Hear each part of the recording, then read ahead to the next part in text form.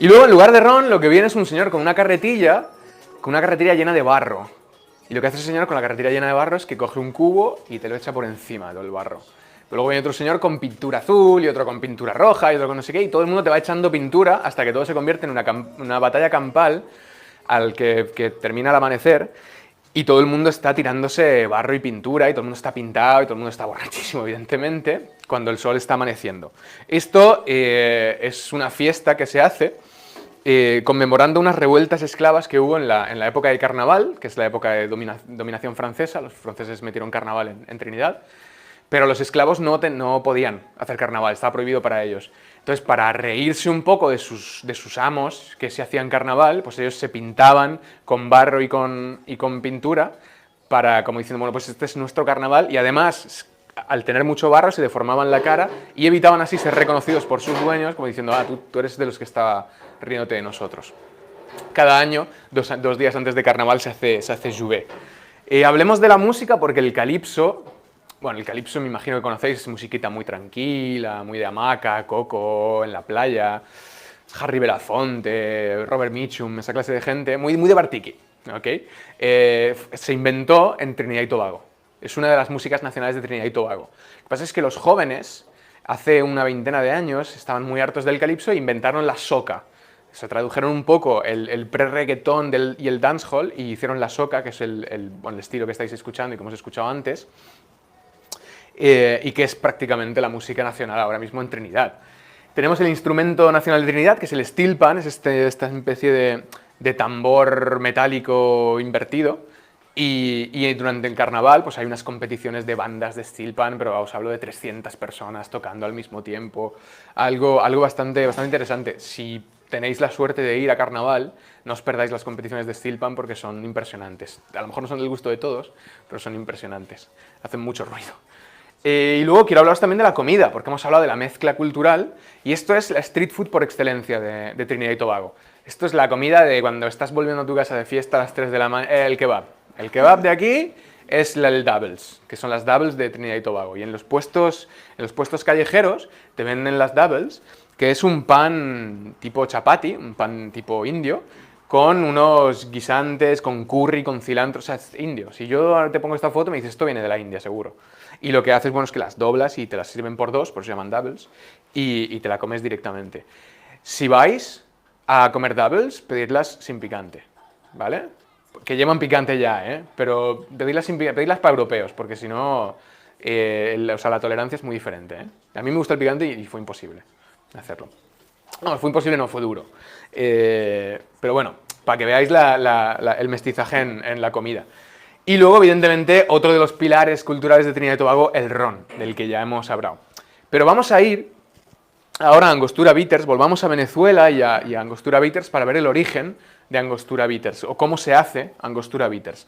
Angostura Bitters es una receta secreta, desde 1824, eso hace 200 años casi de receta secreta. Secreta quiere decir que solo hay 5 personas en el mundo que conocen esta receta. Y yo, desde luego, no soy una de ellas, y ni Oriol tampoco, cuidado. Pero estas 5 personas yo desconozco si además es que las 5 conocen la receta entre ellos, o sea, cada uno una parte, o todos conocen toda la receta, no tengo ni idea. Pero sé que hay 5 personas que no pueden comer en el mismo restaurante, que no pueden tomar el mismo vuelo, que no pueden dormir en el mismo hotel. Y esto es un follón, pues no os creáis que hay muchos hoteles en Trinidad, pero que no pueden estar en el mismo sitio por si acaso algo pasara. Vamos, la receta secreta se perdería, y es una receta de hace 200 años. Luego además vamos a entrar en cómo se guarda secreta, que es un proceso alucinante.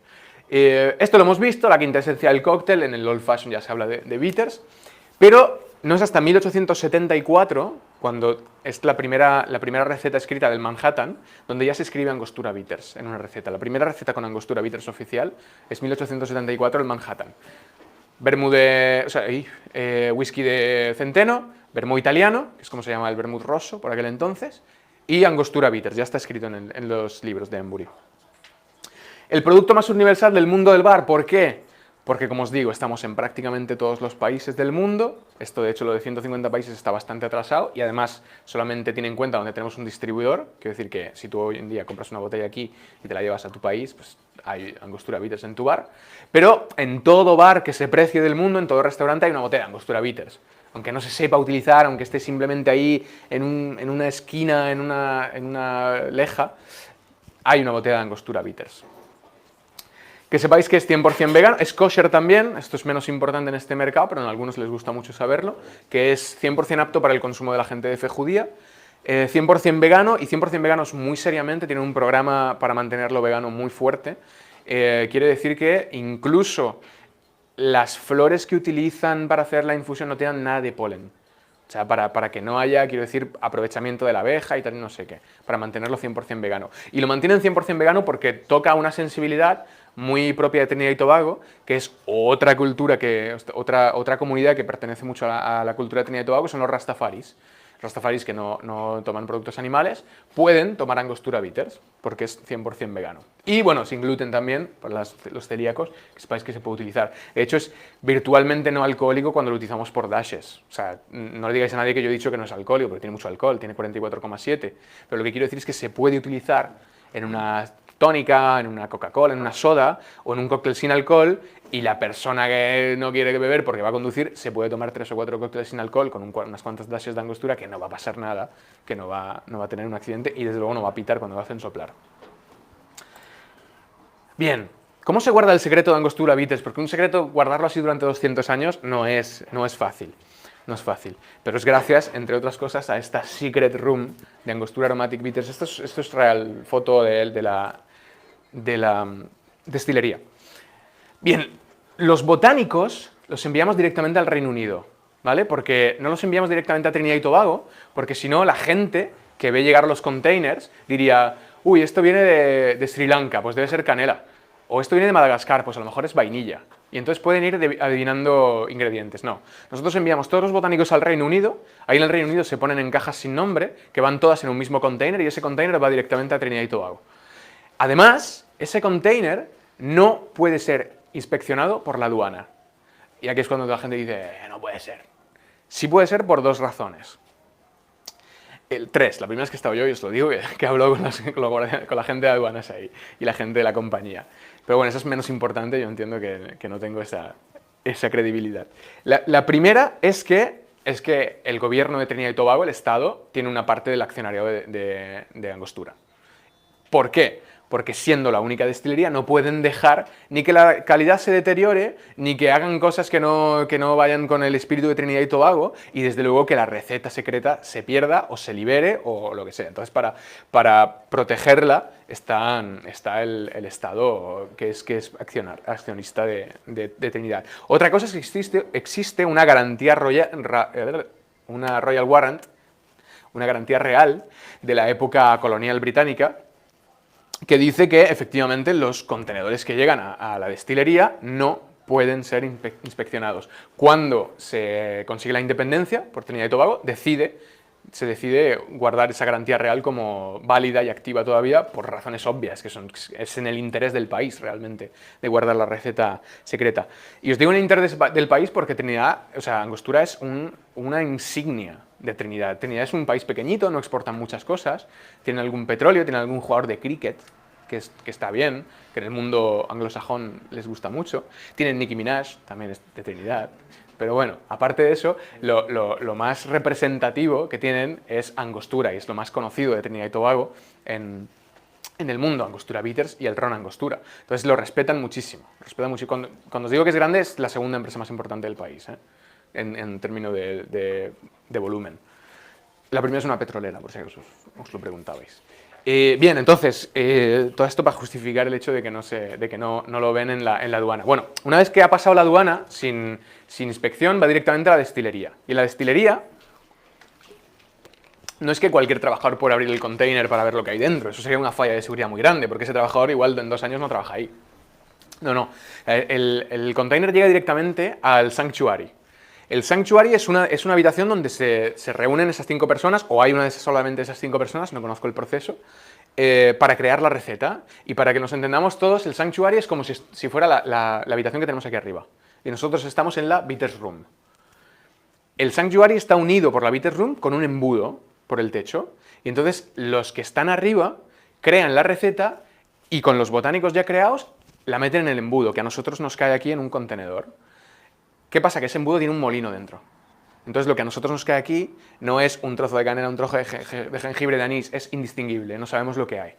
Huele a Angostura bitters, es la receta botánica de Angostura bitters, es un polvo de Angostura bitters, pero es indistinguible, no sabemos lo que hay, y aquí ya sí que hay gente personal, no secretismo, no clasificado, que ya sí que coge este container y lo llevan a hacer una infusión en alcohol neutro. Aquí está escrito 97, es 95, al final, perdón, esto es un error mío, y me lo dijeron ayer. ¿Cómo hacemos la infusión para hacer Angostura bitters? No es una maceración, no es que metamos el polvo en el alcohol y a macerar, es una infusión por percolación, esto es el alcohol el que pasa a través del botánico. Esto es un café expreso, ¿ok? Café expreso ya sabéis cómo es, ¿no? Se empaca, se mete en la máquina, pum, se le da el botón. Y con el botón lo que pasa es agua a alta temperatura y a alta presión, sobre todo. Nosotros no podemos utilizar alta temperatura porque estamos a 95 grados y eso revienta, pero sí que podemos utilizar alta presión. Entonces, con la presión, lo que hacemos es que el alcohol penetre en las membranas aromáticas de los botánicos y cuando la presión se libera, se queda con el sabor, y con todo el amargor. Como en un café expreso, y de hecho el hecho de hacerlo por percolación y no por maceración es la misma diferencia que existe entre un café expreso y un café de filtro. Que el café expreso es mucho más amargo que el café de filtro, porque aquí tienes nada más que temperatura y aquí tienes temperatura y presión también. Es la presión lo que hace una infusión tan violenta, tan agresiva y tan rápida sobre todo, que saque todo el amargor. Una vez que tenemos ese líquido con el color ya de Angostura, con el aroma de Angostura, lo que hacemos es que lo vamos a diluir hasta 44,7, que es el nivel, el ABV de Angostura estándar, y luego vamos a darle una coloración sin sabores, caramelo como el de los whiskies, que se utiliza porque no todos los botánicos tienen el mismo color en función de la temporada. Entonces lo vamos a utilizar para homogeneizar el mercado y luego lo que vamos a hacer es bachearlo, lo vamos a poner en esos enormes tanques de acero inoxidable durante 3 meses a reposar. Esos tanques, esto es una foto de allí, de internet, porque no te dejan hacer fotos, que tienen hasta 45.500 litros de bitters. O sea, imaginaros, toda una vida de old fashions y unos cuantos años de Trinidad Sours. Ahí. Hasta ahí llegamos con el secretismo para mantener la receta secreta de Ango Bitters. ¿La infusión esa cuánto dura? 24 horas. ¿Pero la infusión de la precolación? 24 horas. Sí, es que como pasa gotita a gotita, lleva, y además hacemos 45.000 litros cada vez, pues lleva su tiempo, pero sí, 24 horas de percolación y luego 3 meses de reposado. No es añejamiento porque está en acero inoxidable, pero reposado. De hecho, bueno, aquí tenéis Angostura bitters. En el primer vaso que tenéis a vuestra izquierda, normalmente, verificarlo a su izquierda, ¿no, Oriol? Perdón. Tenéis Angostura bitters, que todo el mundo lo conoce, no nos vamos tampoco aquí a descubrir la panacea. El colorante lleva azúcar, ¿no? No, justo, no lleva... Es colorante que solo afecta a comer. Efectivamente, es colorante como el de los whiskies escoceses. No lleva azúcar. Eso es lo que... De hecho, el producto no lleva azúcar. Residual, a lo mejor de algún botánico, pero no... Bueno, Angostura bitters, esto no está hecho para beberse, pero que sepáis que en Malasia, por ejemplo, se beben chupitos de Angostura bitters. Esto, tenemos tiempo para contarlo. Y aquí también, ¿verdad? Bueno, pues esto en Malasia es conocido como el bartender's handshake, ¿ok? El estrechar las manos del bartender. Y en Malasia lo que pasa es que es un país musulmán y entonces el alcohol está con unos impuestos muy fuertes. En algunas ocasiones llega hasta el 300%, o sea, triplica el precio de una botella en los impuestos. Esto lleva a que los dueños de bares, además de estar muy controlados, ellos controlan al staff, haciendo inventarios todos los días. Porque ya sabéis que en los bares pues hay mucho pérdida, hay muchos, parte de Los Ángeles. En los bares se evapora el alcohol. Bien, pues esto los dueños lo llevan muy a rajatabla haciendo inventarios diarios prácticamente. ¿Qué es lo que es muy difícil de inventoriar y no se hace? Los bitters. Porque a lo mejor un día echas una dash y otro día echas 10, pero si algún día no echas nada, no te vas a poner a contar al milímetro el bitter, realmente. ¿Qué pasa con los malayos? Pues se echa la leche a la trampa. ¿No se pueden hacer chupitos de ron? Pues chupitos de bitters. Cuando viene mi colega a verme, chupito de bitters angostura y para adelante. O sea que bartender handshake de Malaya para vosotros. Ahí lo llevamos. Que sepáis que se puede hacer. ¿Alguien sabe por qué la etiqueta de angostura bitters es tan grande? Bueno, sí, evidentemente. Al principio fue un error, sí. Típico de que hicieron la botella por un lado, la etiqueta por otro. Correcto. Y lo que suele pasar cuando quedamos para hacer un trabajo, cuando vamos a apuntar el trabajo. Efectivamente. ¿Te lo sabías ya o te acabas de sacar de la manga? Bueno, sí, vale, ok. Perfecto, perfecto. Hay muchas teorías, muchas teorías. Las más aburridas dicen que antes el cristal no estaba tintado y que por lo tanto, para protegerlo del sol, se utilizaba. Pero la más romántica, que a mí me gusta contar mucho, es que los dos hijos del Dr. Sigerts tenían que presentar este producto a la Expo de Londres, acordaros que lo hablamos, en 1868. Y uno era químico, uno se encargaba de la receta, de la botella, era químico, perdón, se encargaba de la receta de la botella, y el otro se encargaba del marketing, de la etiqueta, de la promoción, etc. Y se fueron a trabajar en 2 semanas y dijeron, bueno, cada uno trabaja de su lado y en 2 semanas nos vemos aquí para embotellar y tal, no sé qué. Y 2 semanas después, ¿qué pasa? Pues que, oye, tu botella es muy pequeña, no, es tu etiqueta que es muy grande. Pero ya no teníamos tiempo para rehacerlo, lo tuvimos que enviar a la competición. Y lo enviamos a la Expo, lo enviamos a la competición y perdimos la competición, evidentemente. No la ganamos, pero no fue por la etiqueta, no sé. Y uno de los jueces, de hecho, cogió de lado a Carlos Sigerts, que es el que había llegado a presentar el producto, y le dijo, no cambiéis esto, no sé si esto es un error o está hecho a posta, pero desde luego es un golpe de efecto muy fuerte. Es un marketing de genio y lo que esto va a hacer es que, para empezar, todo el mundo se pregunte, ¿por qué? Pero eso lo que hace es que se quede en la mente de la gente. Y de hecho, hoy en día, la botella de angostura bitters, incluso gente que no hace coctelería, gente que no hace restauración, la reconoce, sabe lo que es, la ha visto en una foto, en una peli, en un bar, en no sé qué, y dicen, mi madre dice, ay, la botella con el periódico, está aquí otra vez, con el periódico alrededor. Entonces, quiero decir, queda mucha imagen y eso es lo importante, chicos, no ganar las competiciones, lo que es importante es dejar huella.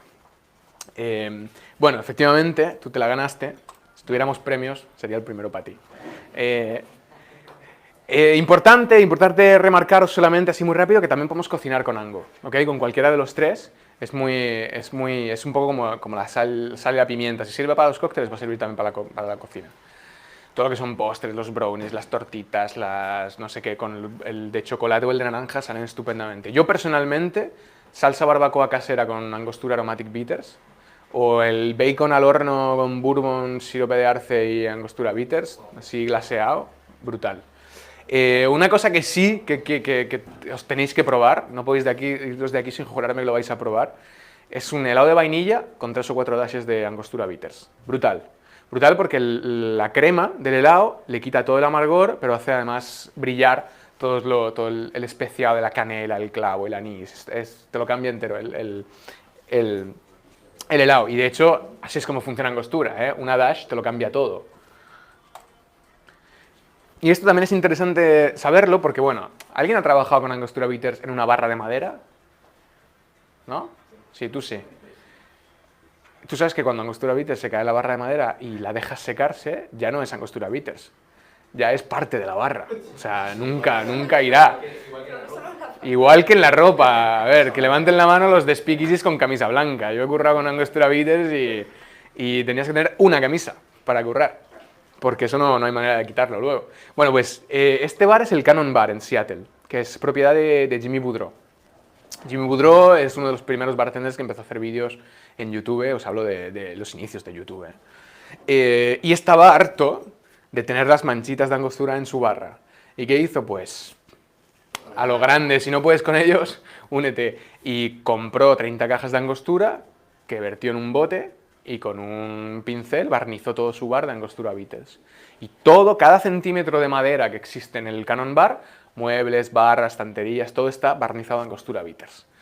Entonces, abrir la puerta y huele como la destilería igual. Pero bueno, esto para que supierais que es muy interesante el Cannon Bar. El segundo vasito que tenéis es angostura de naranja. ¿vale? Veis que es mucho más brillante, mucho más fresco. Esto también está dado porque tiene 28 grados en lugar de 44,7. Lo lanzamos en 2007, ¿eh? Estuvimos lentos, de 1824 a 2007, estuvimos perfeccionando. ¿Nosotros inventamos el Orange Bitter? No, el Orange Bitter existía desde hace muchísimos años. Nosotros no queríamos inventar un nuevo bitter, queríamos hacer un bitter de naranja de la Casa Angostura, de nuestra manera. ¿Cómo se hace un bitter de naranja de Angostura? Pues utilizando productos de Trinidad y Tobago. En este caso, naranjas amargas de Trinidad, que son estas naranjas que no se parecen en nada a nuestras naranjas. Y de hecho, ni en el sabor se parecen. Tienen una piel muy espesa, muy amarga, no tienen casi zumo. Pero bueno, son propias de Trinidad. Tiene algunos otros botánicos, evidentemente, pero la mayoría, 51%, más del 51%, son naranjas amargas de Trinidad. ¿Cómo se utiliza? Bueno, o sea, sois bartenders todos, yo tampoco voy a deciros cómo, pero que sepáis que no solamente en la soda, sino un gin tonic, por ejemplo, te lo alumbra directamente con una dash, te lo convierte en un gin tonic mucho más cítrico. Nosotros hablamos mucho del vermut, sabéis que están los vermuts italianos que son más florales y luego los vermuts españoles que son mucho más pesados, mucho más... Con los vermuts españoles funciona mucho porque justamente te quita un poco esa pesadez. Luego el cacao funcionará mucho mejor con los vermuts italianos, pero es vasito de vermut, un par de dashes y funciona. Y luego, evidentemente, como hemos dicho, con los sin alcohol también. A ver, top 5 de cócteles clásicos de toda la historia. O sea, el que estáis pensando es todavía más clásico. ¿Qué insigne cóctel en su receta original tiene Orange Bitters? Ya casi no se hace, ¿eh? Algunos puretas. Muy, muy top. Transparente. Efectivamente. Dry Martini, en su receta original, lleva Orange Bitters. Orange Bitters. Ya casi no se hace, es una cuestión de gustos, pero si algún momento queréis beberos un cóctel, un martini original, pues ginebra, vermut seco, vermut francés que se llamaba, y un dash de Angostura Orange Bitters. Muy bien, gracias Tito. El último llegado en la familia de los bitters tenemos Angostura Cocoa Bitters. Cocoa que es cacao, no coco. Existían, lo lanzamos en 2020, de 2007 a 2020 ya hubo un poquito menos. Estudiamos mucho la receta también, pero ya hubo menos. Está en 48% de alcohol, es el más alcohólico de todos, pero casi no se siente porque pega mucho menos punch que el aromatic. Lo que sí que tenéis en Angostura Cocoa Bitters es evidente, es el haba de cacao. Es el haba de cacao súper redonda, súper umami. Pero bueno, es que los bitters de cacao... bueno, esto es importante, no es un bitter de chocolate, es un bitter de cacao. Es diferente. ¿Bitters de cacao existían? Sí, nosotros no lo hemos inventado, pero como el de naranja. O sea, nosotros no queríamos inventar un bitter de cacao, queríamos coger la categoría bitter de cacao y hacer el bitter de cacao de Angostura. El bitter de cacao de Angostura. ¿Cómo se hace un bitter de cacao de Angostura? Pues utilizando productos de Trinidad y Tobago. En este caso, el cacao trinitario, que es una denominación de origen protegida de cacao, que solamente se hace en Trinidad y Tobago, y que es un híbrido entre las dos principales ramas de cacao del mundo, que son el criollo y el forastero. El criollo, que viene de África Central, que es como mucho más amargo, mucho más cuerpo, mucho más picante, y luego está el forastero, que es de América del Sur, y que es mucho más... Es floral, es ácido, frutal, es mucho más delicado. Entonces, ¿qué hemos hecho con un híbrido? Pues coger lo mejor de dos mundos para hacer el trinitario. Este es su color real, ¿eh? En plena madurez es lila, y por eso el tapón de cocoa.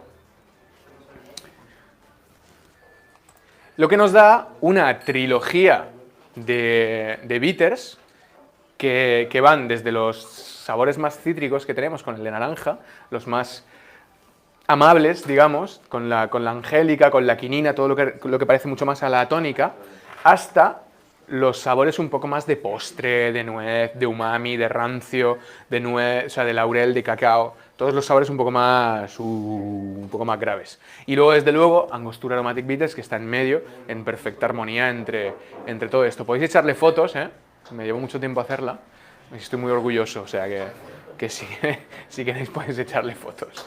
Si no, de todos modos, yo luego la paso, a quien haga falta. Entonces, bueno, que sepáis que... ¿Cuál te hace falta?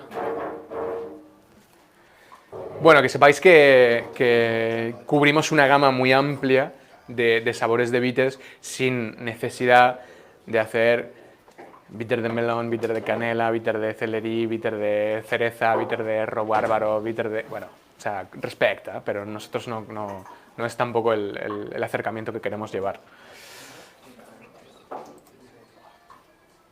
Bien, una vez hablados de bitters, vamos a empezar a la mañana, ¿no? ¿O qué?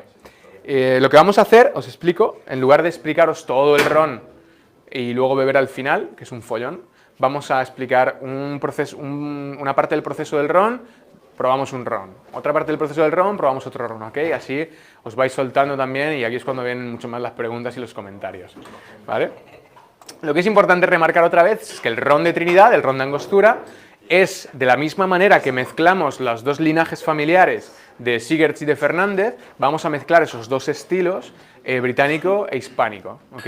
En la producción vamos a ser más británicos, aunque la fermentación es bastante controlada, como los hispánicos, y luego en el toque final, el sabor, van a ser como muy dulces, muy acalamerados, no muy dulces, pero muy redondos, muy placenteros de beber.